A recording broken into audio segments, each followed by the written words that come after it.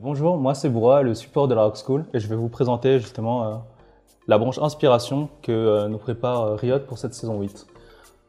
Moi j'aime bien les supports qui ont énormément d'impact dans les games, qui aiment bien roam ou bien tout simplement ne pas être derrière en mode un peu AFK et à pile. J'aime bien vraiment avoir de l'impact sur la map, et pour moi la branche inspiration me paraît vraiment géniale. Alors, on a le choix entre trois keystones primaires, spécialistes des invocations qui vous permettent justement de changer de summoner spell au fur et à mesure de la partie. Je trouve ça juste énorme. Optimisation glaciale. Alors ça va être quand vous utilisez un item qui va vous permettre de lancer un rayon et du coup qui va soit servir à pile votre AD carry d'un tank, d'un bruiser, ou bien soit l'utiliser offensivement justement pour essayer de choper une personne un peu isolée ou hors de position. Et Kleptomancie, lorsque vous utilisez une compétence et une attaque de base derrière, vous pouvez avoir des golds supplémentaires ou bien un objet inconsommable, que ce soit une ward, que ce soit une potion. Mais pour moi, là, c'est vraiment le spécialiste des invocations qui va vraiment m'intéresser. Pour, par exemple, commencer avec Smite au level 1 et du coup jouer en mode double jungler.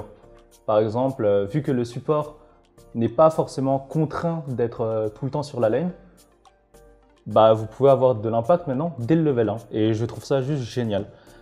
Couplé à ça, la canaliportation X-Tech, pardon, ça vous permet en fait, quand votre flash est en cooldown, toutes les 20 secondes, d'avoir une sorte de flash que vous canalisez un peu et qui va vous permettre du coup d'effectuer de meilleurs ganks et de passer sur des points et de ganker les personnes où ne s'y attendons pas. Par exemple, si vous le faites au Drake, derrière le pit ou au Baron.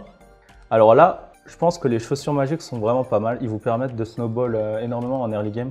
Alors, en gros, ça vous permet de bénéficier des chaussures gratuites en début de jeu. Pardon, à partir de 10 minutes de jeu. Mais à chaque fois que vous avez que vous participez à l'élimination d'un champion, que ce soit un kill ou un assist, en fait, de 10 minutes, vous passez à 9 minutes 30, vous passez à 9 minutes, 8 minutes 30, 8 minutes, etc. Et en plus, l'amélioration de vos bots coûte 50 gold de moins.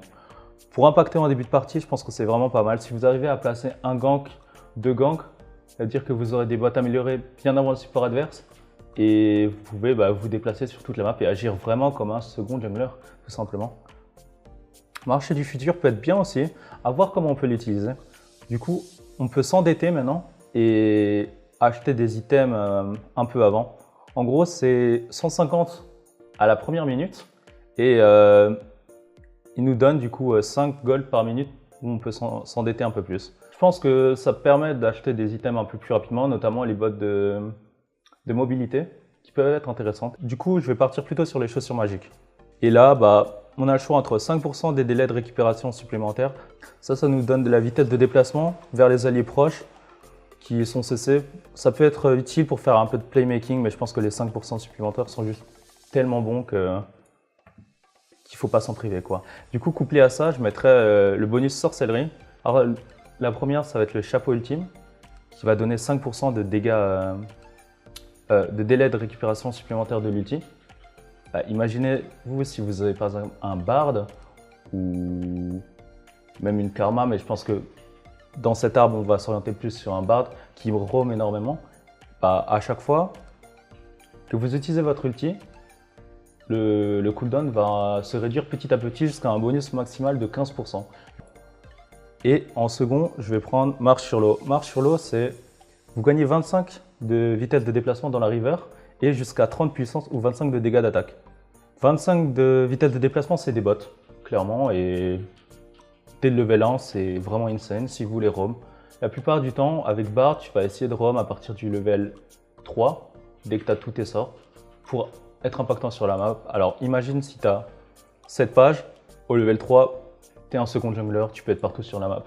Et je pense que avec la vitesse que te donne marche sur l'eau, le fait que tu peux avoir tes mobs plus rapidement, le fait que ton ulti soit plus rapide, tu peux le relancer plus souvent, et surtout le smite level 1 qui pour moi juste est énorme en fait. Imagine si il y a peut-être des stratégies qui vont être élaborées autour du counter des buffs, peut-être style un blue buff, un red buff au level 1. C'est génial. Moi je trouve ça vraiment sympa.